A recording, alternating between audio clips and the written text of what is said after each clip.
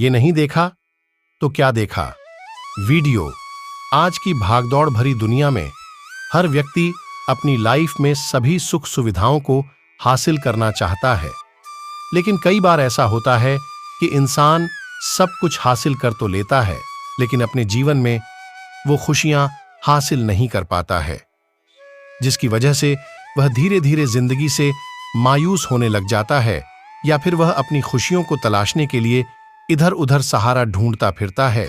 अक्सर ऐसा देखा जाता है कि जो लोग खुश रहते हैं उनके साथ बहुत से लोग जुड़ जाते हैं, लेकिन वहीं दूसरी तरफ देखा जाए तो जो लोग खुश नहीं होते वह किसी के साथ रहना पसंद नहीं करते। शास्त्रों में ऐसा बताया गया है कि व्यक्ति को हर हाल में खुश रहना चाहिए।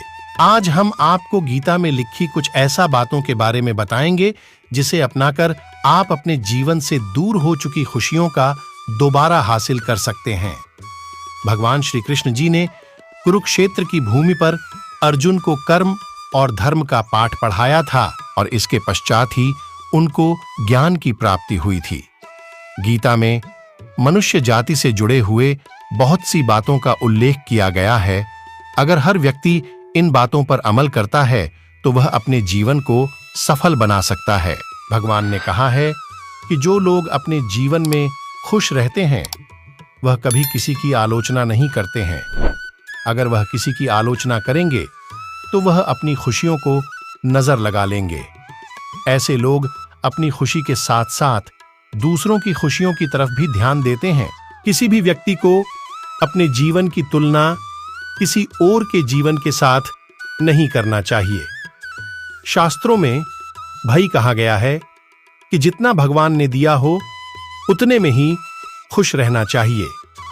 अक्सर देखा गया है कि आजकल लोग एक दूसरे की शिकायत करने में लगे रहते हैं। इस तरह के लोग किसी भी कार्य में अपना ध्यान केंद्रित नहीं कर पाते हैं, परंतु जो लोग हमेशा खुश रहते हैं वह इन सभी बातों को ठीक प्रकार से समझते हैं और वह कभी भी किसी अन्य की शिकायत नहीं करते हैं।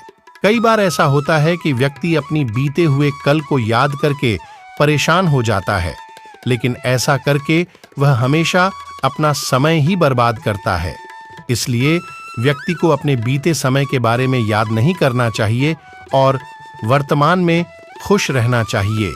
अगर व्यक्ति अपनी लाइफ में खुश रहना चाहता है तो उसे चाहिए कि वह किसी भी चीज की चिंता न करे और जीवन में हर हाल में खुश रहे। वैसे तो ढेरों उपाय ज्ञानी जन बता देंगे, लेकिन हमने जो जीवन में महसूस किया और अपनाया है वही अनुभव के आधार पर बताना चाहते हैं। किसी जल स्रोत के पास कुछ देर बैठिए, एकांत चिंतन कीजिए। प्रकृति का एक एक कण संदेश देता है और वह सब सकारात्मक ऊर्जा का संदेश है। आपके साथ बुरा हुआ, इसके बावजूद सृष्टि में सब कुछ सकारात्मक है। सूरज की किरणों से लेकर वर्षा की बूंदों तक किसी घरेलू पशु के साथ थोड़ा समय बिताइए।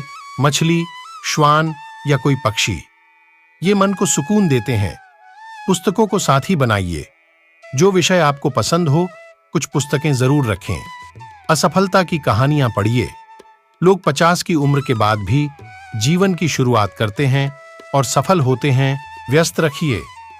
खाली बैठने पर मन चिंतन करने की जगह चिंता करने में व्यस्त हो जाता है।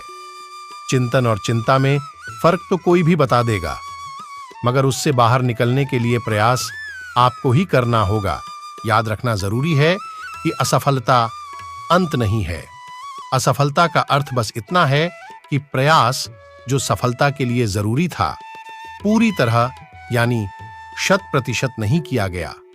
इसलिए पुनः प्रयास करने से पीछे नहीं हटना चाहिए और सबसे जरूरी दोस्त होने चाहिए।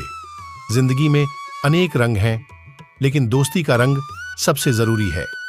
एक समय जीवन में इंसान के ऐसा आता है जब वह केवल कहना चाहता है, जिसे कोई बिना प्रश्न और मशविरे के केवल सुन ले। हम कह नहीं पाते क्योंकि कोई सुनने वाला नहीं होता है। काश कह देते तो दिल की कसक दिल में न रहकर बाहर बह जाती। और एक ऐसा इंसान भी जीवन में चाहिए जो आपके साथ तब भी हो जब आप शून्य हो और तब भी जब आप सबसे मूल्यवान हो। धरती के गर्त से आसमान की ऊंचाई तक कोई साथ होना चाहिए, वरना सफर बोझिल हो जाएगा।